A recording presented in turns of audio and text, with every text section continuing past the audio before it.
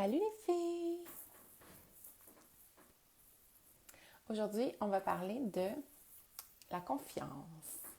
On va répondre à la question comment arriver à faire confiance aux hommes. Vous allez voir que la réponse en fait, la réponse amène une question beaucoup plus large que ça, qui est, je vous dirai tout de suite, je vais garder le punch. Mais c'est de ça qu'on va parler aujourd'hui. Alors, dites-moi des coucous si vous êtes là. Puis dites-moi donc de quelle ville vous êtes, que vous regardez le live aujourd'hui. Euh, J'aimerais ça savoir. Allô Marie-Pierre! Yay! Allô Kathleen! Allô Joe! Donc, c'est un gros sujet, hein, la confiance. Puis, je suis loin de vouloir prétendre que je suis euh, au-dessus de tout ça moi-même. Hein. D'ailleurs, ce qui m'a amené à vous parler de ça aujourd'hui, c'est que, ça, hier, je parlais avec une de mes amies, puis on parlait justement de la confiance, puis, tu sais, là, les flammes jumelles. Mon chum connaît sa flamme jumelle, puis c'est pas moi. Puis, j'ai tendance à être jalouse dans la vie. Donc, c'est quand même un gros défi pour moi, avec tout ce que j'entends par rapport à la flamme jumelle, comme quoi c'est une relation tellement unique, où l'attirance est vraiment, vraiment forte entre les deux. Puis je sais vraiment que c'est sa flamme jumelle parce que, ils sont jamais sortis ensemble, quoi que ce soit, mais ils ont une vie commune qu'ils ont vécue, là. Fait que puis ils se ressemblent beaucoup dans leur trait de caractère, tout en étant très complémentaires. Bref, c'est la description ultime de la flamme jumelle. Puis étant très, je dirais pas très jalouse, mais j'ai la blessure de trahison à l'intérieur de moi. Donc oui, il y a une partie de moi qui est jalouse. Évidemment, je la laisse pas diriger ma vie, hein, donc je veux pas... c'est ça. Je veux pas agir en fonction de ma jalousie. Donc, évidemment, je laisse mon chum très, très libre. Puis, c'est ça que je parlais avec mon ami hier, que, en fait, en arrière de la confiance en l'autre, moi, je vois ça un peu comme un triangle. Donc, il y a la confiance en l'autre ici. Puis, en bas, il y a deux autres confiances. Il y a la confiance en soi et la confiance en la vie. Donc, c'est ça que je disais à mon ami. Je dis, même, tu sais, j'ai pas envie, premièrement, de rester en relation avec mon chum parce que je le garde en cage. Tu sais, pour moi, la liberté, c'est une valeur qui est super importante aussi. Même une de mes plus grandes valeurs. Fait que ça va un peu contredire ma jalousie. C'est deux petits moi se posent souvent en moi. Donc, c'est ça. J'ai perdu mon idée. Merde. Donc, en tout cas, bref. Fait qu'il y a la confiance en soi derrière tout ça. Parce que peu importe ce qui arrive... Ah, c'est ça, je veux pas garder mon chum en cage. Je veux le laisser libre. Puis je me dis, si la vie fait qu'il rencontre quelqu'un d'autre, puis que c'est avec cette personne-là qu'il va être plus heureux ou qu'il a envie de vivre quelque chose, ben, je suis qui, moi, pour l'empêcher d'aller vers ce que lui sent, qui est se choisir, faire le bon choix pour lui. Donc, puis ce que je disais à mon ami aussi, c'est que peu importe, si on se laisse demain matin, c'est sûr que je vais être dévastée. Je l'adore, mon chum. J'ai envie de bâtir une famille avec lui. Puis j'adore notre relation. Puis je serais super triste, mais je serais pas triste pendant 5 ans. T'sais. Puis c'est correct si vous avez déjà été triste pendant 5 ans. Là, je veux pas du tout juger ça. Mais moi, je sais que j'ai tout ce qu'il faut en moi. Moi, je vais toujours être là pour moi. Je vais toujours... peu importe ce qui m'arrive autour, moi, ma relation avec moi, elle va toujours rester. Hein? Puis je l'ai bâtie au cours des années. Puis j'ai assez confiance en moi pour savoir que je sais que je vais trouver le bonheur, je vais réussir à être heureuse, puis à trouver mon chemin, que ce soit avec mon amoureux ou avec quelqu'un d'autre ou toute seule. Hein? Je me souviens dans ma dernière relation, quand j'ai pris la décision finalement qu'on se séparait après avoir tout essayé, vraiment. Là, en plus, moi, j'ai le désir profond d'avoir une famille. Puis à ce moment-là, j'avais fin 34 ans. Fait que je me disais, tu sais, ça se peut qu'en prenant cette décision-là de me choisir, que j'ai à mettre de côté mon projet de famille, mais j'ai comme pas le choix en même temps de, de faire ça pour moi. Puis je sais que peu importe ce qui va arriver, tout est parfait. Puis soit que je vais rencontrer la bonne personne pour avoir une famille, ou sinon, ben je sais que je vais trouver le moyen d'être heureuse pareil. Autant que c'est vraiment, je me vois comme, pas que je me vois pas, parce qu'à ce moment-là, justement, j'ai dû faire le deuil de si j'ai pas d'enfant, ça va être correct aussi. Lâcher prise là-dessus, en fait. Euh, donc, c'est ça. Donc, de savoir soi, hein, de savoir que savoir S apostrophe avoir, là, euh, c'est le plus beau cadeau qu'on peut se faire. Hein, puis ça influence tellement la relation qu'on va avoir avec les autres. En fait, notre relation avec nous-mêmes, c'est le reflet. Non, en fait, les relations qu'on a avec les autres, c'est le reflet exact de la relation qu'on a avec nous-mêmes. Fait que si on a de la difficulté à faire confiance aux autres, est-ce qu'on arrive à se faire confiance à soi? Hein? Est-ce qu'on est... Puis quelle place qu'on se fait dans notre vie? Vraiment, essayez de le voir comme une relation avec vous-même. Est-ce que vous prenez le temps de vous écouter, si vous ne filez pas, justement, d'être là pour vous, de prendre soin de vous, de faire ce qui vous fait du bien, de vous choisir. Plus vous allez faire ces choses-là, plus ça va être facile après ça de faire confiance aux autres aussi. Puis, quand je dis que les autres sont le reflet de votre relation avec vous-même, hein, votre relation avec les autres, c'est le reflet de votre relation avec vous-même, ben prenez le temps justement de prendre soin de vous, puis les autres vont vous traiter de la même façon que vous vous traitez. Donc, prenez le temps de bien vous traiter. Dites-moi ce que vous en pensez à date, si ça vous parle, les filles, si vous avez des questions. Puis dans le volet confiance en soi, hein, donc il y a notre relation avec nous-mêmes, comment on se traite, mais il y a aussi l'intuition. Il y a beaucoup, beaucoup de filles que j'ai en coaching qui disent avoir beaucoup de difficulté à faire confiance aux autres, mais souvent, ce qu'il y a en arrière de ça, c'est la difficulté à se faire confiance à son intuition, d'être capable de faire les bons choix, hein, de faire confiance, c'est ça. Souvent, notre mental, il va nous tricker un peu, il va nous dire « Ouais, mais regarde, la dernière fois, tu es sorti avec lui, puis regarde qu'est-ce que ça l'a fait, hein, tu as vraiment souffert. » Fait que de voir, OK, mais à quel moment, est-ce que j'ai eu mon intuition qui me parlait à un certain moment, au début de cette relation-là, qui me dit, tu sais, l'intuition, là, c'est tout léger, c'est tout léger, c'est délicat, ça chuchote, hein, contrairement à tout le reste, souvent, quand on est dans l'emballement du début, on est comme ah, ça c'est tout excité, ça c'est pas nécessairement l'intuition. L'intuition c'est plus doux, puis ça n'empêche pas que c'est bien, ça n'enlève rien à cet emballage, c'est le mot qui vient, mais à ce sentiment d'emballement, en tout cas, vous comprenez ce que je veux dire? Mais ça reste que votre intuition, probablement qu'elle vous a parlé à ce moment-là. Puis une chose que je dis aussi aux nanesses, hein, c'est pas parce que votre intuition vous dit au début d'une relation « Ah oui, vas-y », que là c'est fini, vous ne posez plus jamais la question à votre intuition qu'est-ce qu'il en pense. Hein? Votre intuition, justement, c'est une relation avec vous-même que peut-être que c'est oui au début parce que vous avez quelque chose à vivre avec cette personne-là, mais que 2 mois après, c'est rendu non, puis c'est bien correct aussi, tu sais. Donc, prenez le temps de faire des check-ups. En fait, on devrait le faire plusieurs fois par jour, là, un check-up justement avec notre intuition, comment on se sent, qu'est-ce qui se passe à l'intérieur, qu'est-ce qu'on fait pour se choisir. Mais quand vous êtes en relation aussi, allez voir si vous sentez de balancer, allez voir qu'est-ce qui vous parle à l'intérieur de vous. Puis plus vous allez bâtir justement cette relation-là avec vous, avec votre intuition, plus vous allez être capable d'y faire confiance. Puis c'est sûr qu'au début, peut-être que si vous avez jamais vraiment suivi votre intuition, c'est peut-être un leap of faith, c'est de vous lancer dans le vide un peu parce que souvent notre intuition n'est pas explicable. C'est une petite voix qu'on entend, puis là, après ça, notre mental essaie de trouver des raisons pour expliquer, puis là, il n'en trouve pas, fait que les gens, non, c'est mieux pas, on est mieux dans l'autre chemin. Puis là, on choisit les peurs à la place. Donc, de prendre le temps de faire ce check-up-là avec votre intuition, c'est vraiment important. Donc, c'est ça. Puis regardez dans le passé les fois où elle vous a parlé, puis retournez voir, puis plus vous allez l'écouter, plus vous allez voir que vous allez être dans le flow.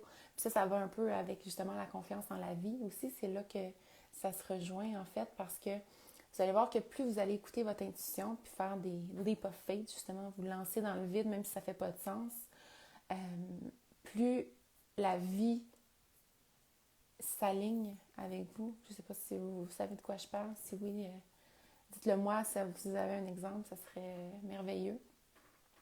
Mais moi, j'en ai un exemple. Là, quand je travaillais dans les CLSC, j'étais psychoéducatrice. Ça faisait 5 ans. C'est une job de fonctionnaire, fait que c'est un bon salaire. Puis, c'est ça. Un jour, je m'entendais parler. En fait, quelqu'un me reflétait que j'arrêtais pas de me plaindre de ma job. J'étais tout juste au début de mon développement spirituel à ce moment-là.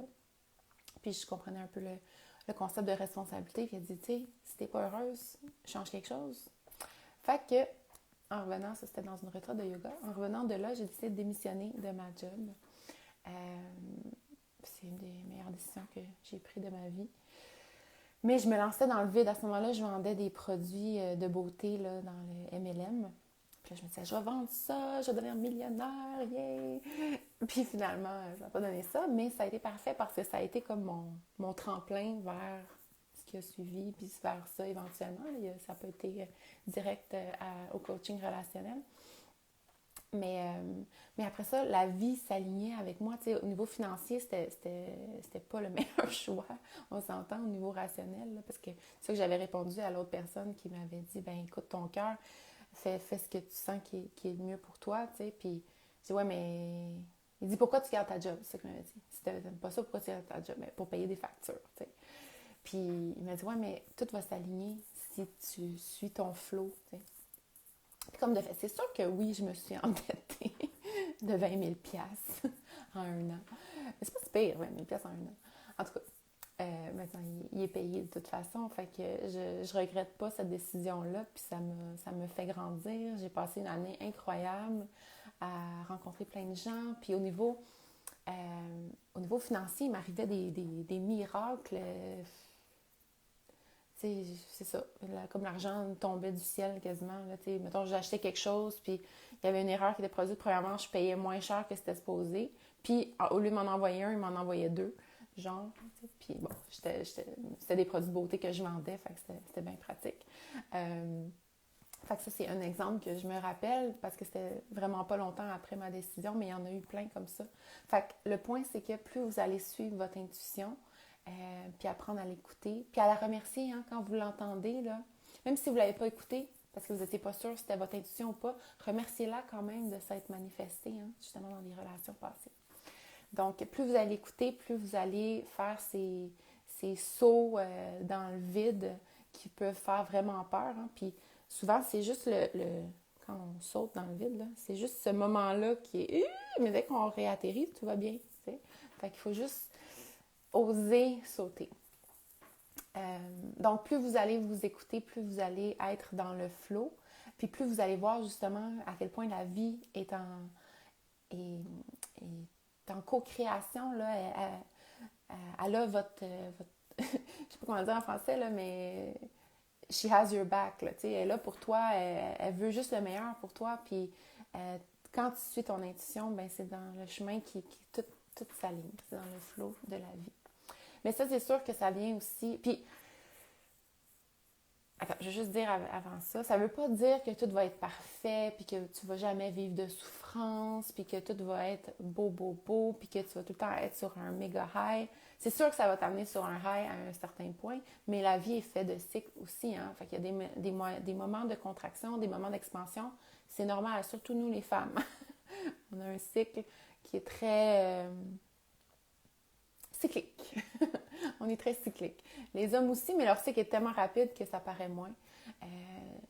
Ça, je parlais avec une fille que je coachais hier, que je disais, on disait justement que les femmes, on a le cycle de la lune, hein, qui est sur 28 jours, alors que les hommes, eux, ils ont un cycle de 24 heures qui suit le soleil. C'est pas mal plus rapide. Bref. Donc, c'est ça ne veut pas dire que tout va être beau, tout va être parfait. Hein? Ça c'est une autre chose, je pense, qui va avec la confiance en la vie, c'est qu'il faut être capable de voir la beauté derrière la souffrance. C'est pas nécessaire de souffrir, hein? Quand quelque chose, un défi, mettons, de la vie nous arrive, c'est correct si c'est souffrant, on peut se permettre de vivre les émotions. Mais quand on voit la beauté, quand on est capable de faire confiance assez à la vie pour dire hey, derrière ça, il y a quelque chose de magnifique qui s'en vient. Même si je ne le vois pas, là, je sais que derrière chaque défi, il y a une opportunité incroyable. Puis si vous mettez cette croyance-là en vous, plus vous la ressentez puis l'imprégnez en vous, nos pensées créent. Hein? C'est sûr que si vous dites non, c'est de la merde, ça. Tout ce qui m'arrive, c'est de la merde. Bien, ça risque d'être de la merde puis juste de la merde. Mais si vous mettez cette croyance-là, croyez-moi, ça arrive.